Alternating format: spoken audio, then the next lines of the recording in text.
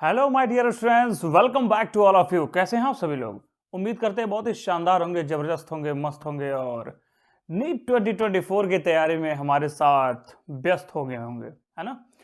तो मैं हूं समीर सिंह और आप देख रहे हैं वही प्यारा सा ब्यूटीफुल सा चैनल नीट करो। और आज का लेक्चर, जैसा कि हमने कहा था कि हम शुरू कर रहे हैं केमिकल बॉन्डिंग के बाद सॉलिड स्टेट। और सॉलिड स्टेट बेटा इतना इंपॉर्टेंट है कि इससे एक से दो क्वेश्चन जरूर नीट में देखने को मिल जाता है। एक एक दो दो करते रहेंगे तभी तो पहुंचेंगे टारगेट पे, है ना? धीरे धीरे हौले हौले से हवा बहती है ना बेटा। हवा नहीं बहना है, यहाँ पे क्या बहना है? सॉलिड स्टेट बहने वाला है ना? सॉलिड स्टेट आज का लेक्चर इसी पे रहेगा। सबसे पहला लेक्चर है आज। आज हम बात करेंगे सॉलिड स्टेट क्या होता है, कैसा होता है। हाँ, सुंदर होता है बेटा, सुंदर भी होता है ना? अभी हम बताएंगे तो मजा आएगा, लेकिन बहुत ध्यान से सुनना, मस्ती के साथ सुनना, बहुत आनंद आने वाला है। लेकिन कॉपी पेन के साथ, है ना? हाँ, ये नहीं कि बस लगा के बैठ गए। हाँ हाँ सर, बहुत मजा आ रहा है, बहुत मजा आ रहा है बेटा, एग्जाम में भी आता है ना? सॉलिड स्टेट एक से दो क्वेश्चन जरूर देखने को मिल जाएगा, ठीक है? तो चलिए बिना टाइम वेस्ट किए आज का क्लास शुरू करते हैं। हैप्पी हैप्पी क्लास, है ना? तो आज थोड़ा सा आनंद लिया जाए सॉलिड स्टेट का। चलो, सॉलिड स्टेट क्या है? बचपन में पढ़ा होगा। हाँ सर, पढ़े थे क्लास 11 में। 11 में पढ़े थे? हाँ सर, 12 में भी पढ़ा था। सॉलिड स्टेट क्या है? कोई चीज सॉलिड है ना? सॉलिड के बारे में स्टडी करनी है। कैसा दिखता है वो, है ना? उसका स्ट्रक्चर कैसा है, उसकी प्रॉपर्टीज क्या है, इसी के बारे में हम पढ़ेंगे। सॉलिड स्टेट क्या है ये तो आज तक कभी पूछा नहीं है एग्जाम में, है ना? लेकिन सॉलिड स्टेट की अभी बहुत सारे क्लासिफिकेशंस हैं, कैटेगरीज हैं, जिस पे हम बात करेंगे। पहला देखो जो इम्पोर्टेंट आता है, शुरू किया जाए तो आप भी कॉपी पेन के साथ तैयार हो जाइए, है ना? सॉलिड स्टेट की देखो दो कैटेगरी आती है। हम उसी टॉपिकों पे सिर्फ बात करते हैं जिससे क्वेश्चंस बनने शुरू हो जाए। ये नहीं है कि सब पढ़ा दिया, सारा थियरी लिखवा दिया, इतना ज्यादा नोट्स हो गया कि समझ में नहीं आ रहा शुरू कहां से करें, है ना? तो हम शॉर्ट ट्रिक से, अप्रोच से पढ़ेंगे, क्वेश्चन लगने लगे, ये हमारा टारगेट है। और नीट में जो 50 क्वेश्चन दिए जा रहे हैं, कोशिश हो कि कम से कम 45 साल हो जाए, है ना? 45 ही तो सॉल्व करना है, और 45 अगर सॉल्व होता है तो आपका सब चीज अच्छा है ना? तो यहाँ पे देखो, सॉलिड स्टेट एक्चुअल में अगर देखा जाए तो ये दो कैटेगरी इनकी डिसाइडेड है। कौन कौन सी भाई? तो आप पहला जानते होंगे क्रिस्टलाइन, है ना? क्रिस्टलाइन, जिसके बारे में हम बात करेंगे। और दूसरा होता है अमॉर्फस, है ना? नाम क्या है? एमॉर्फस। चलो, ये दो हैं क्रिस्टलाइन, एमॉर्फस, जिस पे हमें बात करनी है। ये नाम तो सुना ही होगा, है ना? क्रिस्टलाइन क्या है, एमॉर्फस क्या है, सुना है? तो जरा बताओ क्रिस्टलाइन और एमॉर्फस कैसा दिखता है? क्रिस्टलाइन, अगर एमॉर्फस के बारे में हम बात करें तो इसके विषय में कुछ चीज़ें बताई गई हैं, है ना? तो इसके बारे में कुछ चीज़ें आपको जाननी चाहिए। हालांकि आप जानते होंगे क्रिस्टलाइन के बारे में थोड़ी सी इन्फॉर्मेशन होगी। अब क्रिस्टलाइन के बारे में थोड़ी थोड़ी चीज़ें हम डिस्कस करते रह रहे हैं और लिखते भी रह रहे हैं, ताकि नोट्स भी कंप्लीट होता रहे और हम लोग का बातचीत भी चलता रहे। क्रिस्टलाइन के विषय में कहा जाता है, देखने में अगर देखा जाए, अच्छा एक चीज़ अगर सपोज करो मैं लिखने की जगह ऐसे ही पूछ लूँ क्रिस्टलाइन क्या है, एमॉर्फस क्या है ना?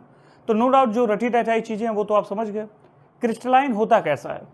होता ऐसा है, आप उसे टच करो, है ना? क्रिस्टल क्रिस्टल टच करो, टच करने में अगर फीलिंग ना आए, बालू देखे हो, बालू, सैंड?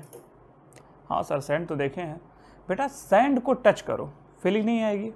अच्छा, सैंड को लेकर ऐसे लगा, हाँ no sir, no no no no, it is not possible बेटा। बिल्कुल लगा लेना चाहिए, क्योंकि ट्राई कर लेना, करने में क्या जा रहा है। अच्छा सपोज करो बालू ऐसे लगा नहीं पाओगे, है ना? थोड़ा सा अजीब लगेगा। पाउडर? हाँ सर, ये तो पूछिए मत। गर्मी में तो सर हम लोग पूरा एक लेयर लगा लेते हैं। एक बात हमेशा याद रखिएगा कि पाउडर, पहली चीज़ गर्मी में कोशिश करनी चाहिए ना लगाया जाए। क्यों? क्योंकि हमारे बॉडी के जो पोर होते हैं ना, पोर पोर, ठीक है, जिससे स्वेट निकलती है, ठीक है, पसीना निकलना भी जरूरी है, तो हम उसे बंद कर देते हैं उस लेयर को, पाउडर्स लगा लगा के। गोरा तो दिख जाते हैं, खूब पोताड़ा पोत लिया, है ना? तो ऐसा काम आप मत करिएगा, पहला काम। अच्छा, अब हम बात करेंगे क्रिस्टलाइन सॉलिड्स की। क्रिस्टलाइन सॉलिड मीन्स अगर आप उसे टच करो तो थोड़ा अजीब लगे, रफ लगे देखने में, है ना? रफिंग। और एमॉर्फस, छूने के बाद एकदम सॉफ्ट लगे, है कि नहीं? जैसे रबर, रबर टच करो मजा आएगा, है ना। और सैंड पेपर देखे हो कभी? सैंड पेपर, अरे जो वो दीवार को घसने के काम आता है ना, सैंड पेपर देखा होगा। तो सैंड पेपर क्या होता है भाई? सैंड पेपर भी वही कहानी है ना। सैंड पेपर क्या है? सैंड पेपर क्रिस्टलाइन फॉर्म है। तो क्रिस्टलाइन सॉलिड की कुछ अपनी विशेषताएं हैं, कुछ क्वालिटीज है। क्या क्या क्वालिटीज है देखो। अब हम एक एक पॉइंट्स पे आते हैं। क्रिस्टलाइन मीन्स जिसका कहा जाता है डेफिनिट शेप हो। बहुत अच्छी बात है भाई, डेफिनिट शेप है मतलब एकदम जैसा होगा वैसा ही होगा, नो चेंज, है ना। डेफिनिट शेप होगा, डेफिनिट ज्योमेट्री होगी, शेप कह लीजिए, ज्योमेट्री कह लीजिए, नो डाउट। चलिए बड़ी अच्छी बात है भाई, ज्योमेट्री भी हमने लिख लिया, है ना। और क्या क्या हो सकता है क्रिस्टलाइन सॉलिड्स में? इसकी मेल्टिंग पॉइंट्स के विषय में बात किया जाए तो एक खास बात, मेल्टिंग पॉइंट अगर देखा जाए तो मेल्टिंग पॉइंट ऐसा कहा जाता है ये शार्प होता है, समझ रहे हो। शार्प मीन्स अगर कहा जाए कि ये 100 डिग्री सी पर, एक एग्जाम्पल के लिए कह रहे हैं, 100 डिग्री सी पर अगर कोई चीज़ मेल्ट हो जा रही है या 200 डिग्री सी पे कोई चीज़ मेल्ट हो जा रही है तो that is sharp melting point. तो जिसका मेल्टिंग पॉइंट एग्जैक्ट पता चल जाए वो ठीक ठाक क्रिस्टलाइन हो जाएगा। आगे बढ़ते हैं, आगे और क्या हो सकता है? एक टर्म आएगा जिसका नाम होगा एनआइसोट्रॉपिक और आइसोट्रॉपिक, है ना। एनआइसोट्रॉपिक और आइसोट्रॉपिक, अभी इसको अलग से समझा जाएगा, है ना। बस इतना अभी देख लो, दैट इज एनआइसोट्रॉपिक इन नेचर, है ना। एनआइसोट्रॉपिक, एनआइसोट्रॉपिक। और सबसे अच्छी बात इसमें ये ट्रू सॉलिड होता है ना। True solid, true solid. Rigid होता है, बहुत मनबड़ होता है, जहां पकड़ लिया सर वहां छोड़ेगा नहीं, है ना। सॉलिड, तो यहां पर ये कहानी है। एमॉर्फस में इसका जस्ट उल्टा देखने को मिला है। अगर इसकी डेफिनेट शेप और ज्योमेट्री है तो यहां पर ऐसा नहीं है। No definite shape and geometry, मैं नो लिख दूं काम चल जाएगा, है ना। यहाँ पे कोई भी डेफिनेट शेप और ज्योमेट्री नहीं है। क्या मेल्टिंग पॉइंट शार्प होगा? नो, यहाँ पर शार्प नहीं होगा, इरेगुलरिटी शो होगी, ठीक है। अगर इसका शेप कहा जाए अगर रेगुलर होगा, सपोज करो ये रेगुलर शेप में है ना, तो ये क्या हो जाएगा? इरेगुलर हो जाएगा, है कि नहीं? इरेगुलर है। तो ऐसा ऑब्जर्वेशन में दिया गया है। अब एनआइसोट्रॉपिक है तो एक टर्म यहां दिया जाता है दैट इज आइसोट्रॉपिक नेचर का। अभी हम समझेंगे, इस दोनों टॉप पॉइंट को ही समझना है, ठीक है। ट्रू सॉलिड है तो क्या हो जाएगा? फॉल्स हो जाएगा, है ना। तो ये तो थोड़ा सा ट्रू है तो क्या यहाँ ट्रू होगा? नहीं, यहाँ ट्रू नहीं होगा। तो ये तो छोटा सा एक टर्म हमने बताया कि ये क्रिस्टलाइन क्या होता है, एमॉर्फस क्या होता है, ठीक है। अब जरा समझ लेते हैं कि what is the mean of anisotropic और आइसोट्रॉपिक। याद रखने वाली चीज़ क्या है? याद रखने वाली चीज़ है कि बस कभी ये पूछ दिया कि एनाइसोट्रॉपिक सॉलिड होता है, क्रिस्टलाइन में है या फिर एमॉर्फस में, तो याद रखना है क्रिस्टलाइन में क्या होता है? एनाइसोट्रॉपिक होता है, ठीक है। अब याद रखने का क्या आसान तरीका है भाई? एमॉर्फस देखो ए है, ए से शुरू हो रहा है ना, तो एमॉर्फस में आइसोट्रॉपिक होगा, ये ए से शुरू नहीं होगा। अगर ये ए से शुरू हो रहा है तो ये ए से शुरू नहीं होगा, और जो ए से नहीं शुरू हो रहा है वो ए से शुरू होगा, समझने के लिए, है ना। थोड़ा सा दिमाग तो लगाइए क्योंकि भूलता बहुत तेज है। एनाइसोट्रॉपिक क्या है, आइसोट्रॉपिक क्या है ना। तो चलो हम बताते हैं कि एनाइसोट्रॉपिक और आइसोट्रॉपिक का मेन पॉइंट क्या है। तो सबसे पहले जरा आइसोट्रॉपिक देख लेते हैं, फिर एनाइसोट्रॉपिक जस्ट उसका रिवर्स हो जाएगा, ठीक है। तो इसमें होता ये है, द सब्सटेंस, इसको नोट कर लो, द सब्सटेंस विच शो, क्या show? Which show same properties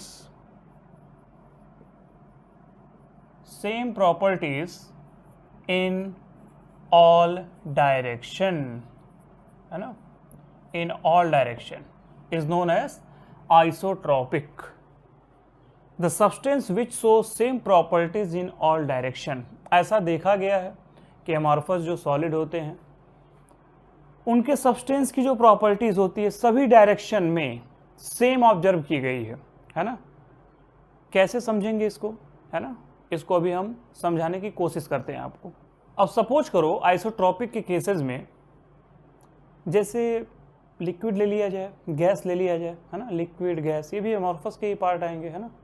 powder मैंने अभी भी कहा, that is the again the amorphous solid.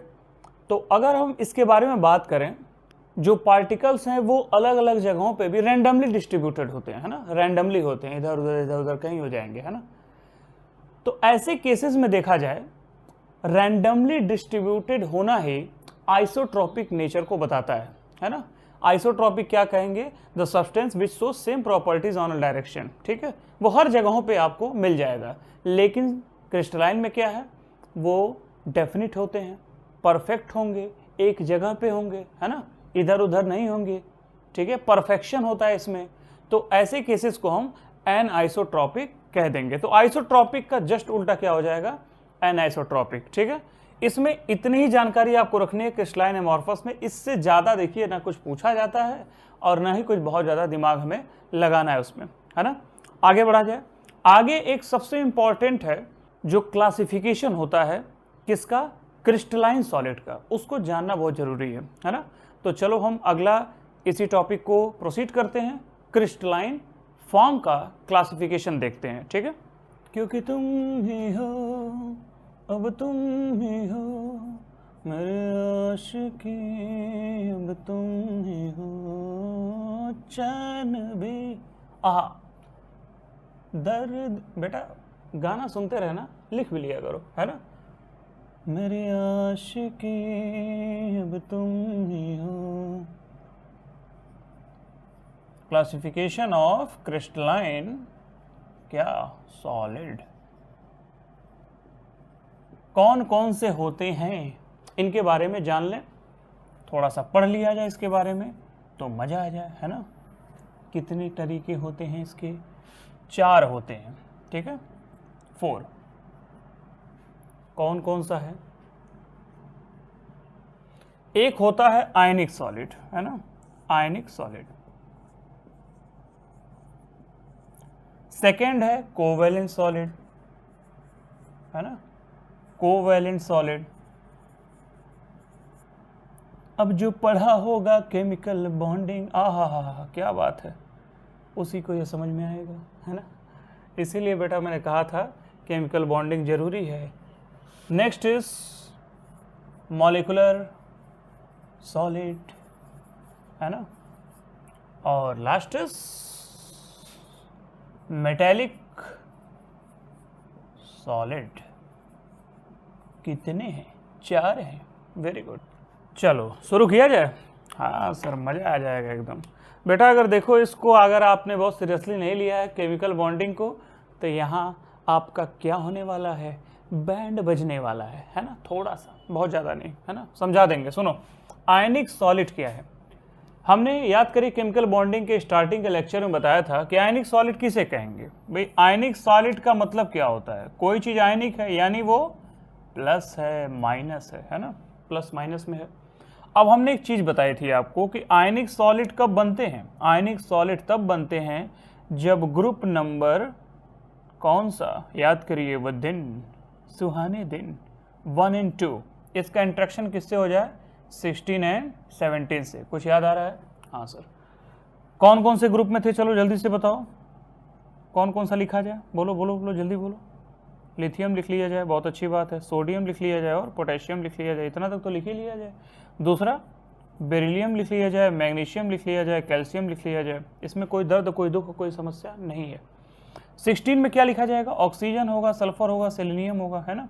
और 17 में क्या होगा? फ्लोरीन होगा, क्लोरीन होगा, ब्रोमीन होगा। जल्दी जल्दी बताओ, जल्दी जल्दी बताओ, कौन कौन सा कंपाउंड बन सकता है? सर मुझे तो एक सोडियम क्लोराइड दिख रहा है, Na दिख रहा है, Cl दिख रहा है। चलो बेटा लिख दो NaCl, है ना। और क्या दिख रहा है? सर कैल्शियम दिख रहा है और Cl दिख रहा है, इसको भी लिख दो। चलो कैल्शियम क्लोराइड लिख देते हैं। और कुछ बन सकता है? हाँ सर बिल्कुल बन सकता है, मैग्नीशियम ऑक्साइड बन सकता है। चलो MgO लिख दो, है ना, MgO। बहुत सारे लिख सकते हैं, इसको और इसको मिला के। यहाँ तक क्लियर है? आयनिक सॉलिड मीन्स ऐसे सॉलिड जो पहली चीज तो करंट उत्पन्न करते हो, है ना, झटका लगे, जोर का झटका जोरों से लगा, तो ये प्लस और माइनस फर्स्ट और सेकंड क्या हो जाएगा बेटा बताओ? 16 और 17 के साथ मिल जाएगा, है कि नहीं। तो पहला दूसरा 16 17 से मिलके प्रोडक्ट बना लेगा। बहुत सारे कंपाउंड हम लिख सकते थे यार, हम भी थोड़े आलसी आदमी, नहीं लिखे, है ना। तो आप इसको मिला के कुछ भी बना सकते हो, है कि नहीं। कॉफ़ी नहीं बनाना है, यही बनाना है।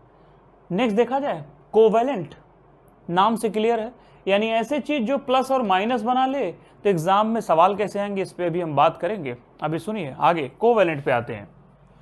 नेक्स्ट है कोवैलेंट सॉलिड। देखो कोवैलेंट सॉलिड में कौन से सॉलिड आएंगे, है ना। कोवैलेंट में नाम से ही क्या क्लियर है, कोवैलेंट, यानी जिसमें कोवैलेंट बॉन्ड बनने की पॉसिबिलिटीज है ना। लेकिन इसमें याद रखना है आपको कि कोवैलेंट सॉलिड में जैसे सपोज करिए सिलिकॉन कार्बाइड SiC, है ना, एल्यूमिनियम नाइट्राइट Al(N), ठीक है, एक एग्जाम्पल ये हो गया। और कुछ एग्जाम्पल लिया जा सकता है जिसमें हमें कार्बन से रिलेटेड डायरेक्ट अगर हमें दिखाई दे दे कोवैलेंट सॉलिड, तो उस तरह के प्रोडक्ट हमें बनाने हैं। जैसे एग्जाम्पल के लिए ग्रेफाइट ले लीजिए, है कि नहीं। ग्रेफाइट ये भी क्या है, ये भी सर है क्या, कोवैलेंट, ग्रेफाइट भी है ना। और कुछ एग्जाम्पल ऐसा हो सकता है दिमाग से लगाकर, ऐसा बहुत सारे एग्जाम्पल हम ले सकते हैं। तो कार्बन के एलोट्रॉप्स तो हम ले ही सकते हैं, है ना। जैसे कार्बन में ग्रेफाइट आ गया, डायमंड भी लिख लो यार, क्या दिक्कत है ना, डायमंड भी है। तो ये सब एग्जाम्पल किस में आएंगे, कोवैलेंट सॉलिड में आएंगे। अब आते हैं मॉलिक्यूलर सॉलिड में। मॉलिक्यूलर सॉलिड किस तरह का सॉलिड है, इसके बारे में अब देखो अगला हम बताने जा रहे हैं। मॉलिक्यूलर सॉलिड में देखा जाए तो कैटेगरीज, इसको हम कैटेगराइज कर दे रहे हैं मॉलिक्यूलर सॉलिड। मॉलिक्यूलर सॉलिड में 3 तरीके की कैटेगरी आती है। कौन कौन सी भाई, चलो तीनों तरीका हम लिख देते हैं। एक आएगा आपका नॉन पोलर, है ना, नॉन पोलर, याद आ रहा है, हाँ सर, केमिकल बॉन्डिंग वालों कितने आदमी हैं। नॉन पोलर, एक होगा पोलर और एक होगा हाइड्रोजन बॉन्डेड, है ना, हाइड्रोजन बॉन्डेड। नॉन पोलर में कौन आएगा, मैंने आपको बताया था नॉन पोलर का केस, जितने भी गैस होते हैं याद रखना, ऑल गैसियस एटम, है ना, ऑल गैसियस एटम। तो डाई एटम में कौन कौन से, जैसे H2, O2, N2, है ना, ये सभी क्या है, नॉन पोलर ही तो है। नॉन पोलर मीन्स जिसको तोड़ा ना जा सके, किसमें, डेल्टा प्लस और डेल्टा माइनस में। तो डेल्टा प्लस डेल्टा माइनस कौन सा होता है, पोलर, है ना, नॉन पोलर होता ही नहीं है। पोलर का एग्जांपल HCl ले सकते हो, है ना, HCl। और कोई एग्जांपल, कार्बन डाइऑक्साइड लिया जा सकता है, कार्बन डाइऑक्साइड बिल्कुल लिया जा सकता है ना, CO2। अच्छा, सल्फर डाइऑक्साइड ये भी लिया जा सकता है, इसको भी पोलराइज किया जा सकता है। तो यहाँ पे दिखाई दे रहा है ये सभी पोलर हैं, कोवैलेंट है और पोलर भी है ना। हाइड्रोजन बॉन्डेड, बचपन से अभी मैंने बताया था, हाइड्रोजन को क्या करना है बेटा, फोन कर लेना है, फोन करो तो हाइड्रोजन से रिलेटेड क्या बनेगा, एक HF बन जाएगा, है ना। हमने कहा था ना, जो हाइड्रोजन बॉन्डिंग का चैप्टर हमने डिस्कस किया था आपको, ठीक है, केमिकल बॉन्डिंग में, उसमें हमने बताया था ना, हाइड्रोजन बॉन्डेड से फोन करना है। हाइड्रोजन फ्लोरीन से मिला तो HF, हाइड्रोजन ऑक्सीजन से मिला तो वाटर, हाइड्रोजन नाइट्रोजन से मिला तो अमोनिया। ये क्या हो जाएगा, सब कैटेगरीज आएंगी और किसके अंदर आएंगी, मॉलिक्यूलर सॉलिड के अंदर आएंगी। अब है लास्ट मेटालिक सॉलिड। नाम से क्या क्लियर हो रहा है, मेटालिक सॉलिड। तो जितने भी मेटल्स होते हैं, ठीक है, जैसे सोडियम हो गया, पोटेशियम हो गया, सिल्वर हो गया, है ना, कॉपर हो गया, गोल्ड हो गया, सभी जितने भी मेटल होंगे वो सब किस कैटेगरी में आएंगे, मेटालिक सॉलिड। तो ये सभी क्रिस्टलाइन सॉलिड के क्या हैं, क्लासिफिकेशन है। और यहाँ पे अलग अलग चीज़ें आपको दिख रही होंगी, है ना। अब बहुत इंपॉर्टेंट बात बताने जा रहे हैं, बहुत ध्यान से सुनना। नीट में किस तरह के क्वेश्चंस पूछे जाते हैं, सपोज करो नीट में क्या पूछा जाएगा इसमें, है ना। नीट में ये पूछा जाएगा कि आपको कुछ एग्जाम्पल दे दिए जाएंगे। सपोज दैट पूछ लिया गया मॉलिक्यूलर सॉलिड इज, ऑप्शन दे दिया गया ए, है ना। ऑप्शन में क्या क्या दे दिया गया, sodium chloride, option number B caesium bromide, है ना, सीजियम ब्रोमाइड। और सीजियम क्या है, पहले ही फैमिली का है। Third option C. एक और एग्जांपल सपोज करो इस पे सेट कर लें, सपोज करो इसमें सिलिकॉन कार्बाइड दे दिया, और डी ऑप्शन सपोज करो कार्बन डाइऑक्साइड दे दी, है ना, कार्बन डाइऑक्साइड। तो अभी हमने कहा कि कार्बन डाइऑक्साइड कहाँ आएगा, मॉलिक्यूलर सॉलिड में आएगा, और बहुत खुश हो गया नीट वाला, ठीक है। तो क्या करेगा, वो पूछ देगा कि भाई मॉलिक्यूलर सॉलिड में कौन सी कैटेगरी है ना। कभी कभी इस तरह के भी सवाल देखने को मिले हैं कि किसी में भी कोई एग्जांपल उठा के पूछ देगा। मेटेलिक पूछेगा तो कोई सिंगल मेटल लिखा होगा यहाँ पे, ठीक है, तो मेटेलिक सॉलिड हो जाएंगे। कोवैलेंट सॉलिड में यहाँ पे आपको सिलिकॉन कार्बाइड, एल्यूमिनियम नाइट्राइड, ठीक है। सिलिकॉन कार्बाइड को कार्बोरेंडम कहा जाता है, ग्रेफाइट है, डायमंड है, ये सभी क्या हैं, कार्बन के एलोट्रॉप्स हैं, इसे याद कर लेना। और आयनिक सॉलिड में यार बस कुछ करना ही नहीं है, क्योंकि जो आयनिक कंपाउंड्स बनेंगे वही क्राइटेरिया आपको बस याद रखनी है। इतना तक याद रहेगा, बहुत अच्छी बात है। तो आज का लेक्चर हम यहीं पे रोकते हैं। लेक्चर नंबर 2 में बहुत इंपॉर्टेंट लेक्चर है यार, क्योंकि अगला लेक्चर जो है वो है आप लोगों का यूनिट सेल, जिससे डायरेक्ट सवाल आते हैं, ठीक है। यूनिट सेल को बहुत ध्यान से पढ़ना है, कल का लेक्चर बहुत इंपॉर्टेंट होगा, ठीक है। सेशन अगर पसंद आ गया हो तो लाइक शेयर जरूर कर दीजिएगा, लोगों को बता दीजिएगा कि नीट 2024 की फ्री क्लासेस 4 जुलाई से स्टार्ट हो गई हैं, कहाँ हैं आप, है ना। तो धीरे धीरे जो लोग जुड़ गए हैं बहुत अच्छी बात है, पढ़ाई करते रहिए। कुछ लोगों के सवाल थे कि कुछ क्वेश्चंस प्रैक्टिस नहीं हो पा रहे हैं या फिर प्रैक्टिस के लिए कहाँ हैं, तो हम इस पे काम कर रहे हैं। टेलीग्राम चैनल हम ज़रूर अपलोड कर देंगे, वहाँ पे आपको मटेरियल्स मिलते रहेंगे, जिस पे आप बहुत आसानी से इन सब चीज़ों के क्वेश्चंस वहाँ से प्रैक्टिस कर सकते हैं, है ना। तो बहुत मस्ती के साथ पढ़ाई करिए, आराम से लगे रहिए। कोई दुख दर्द समस्या परेशानी हो तो हमसे ज़रूर शेयर करिएगा। कोशिश करेंगे कि आपका जो क्वेश्चन है या जो प्रॉब्लम है उसको नेक्स्ट क्लास में जरूर सॉल्व कराया जाए, ठीक है। तब तक के लिए आज इतना ही, कल शाम फिर 6 बजे। Wishing you very all the best. Thank you to all of you.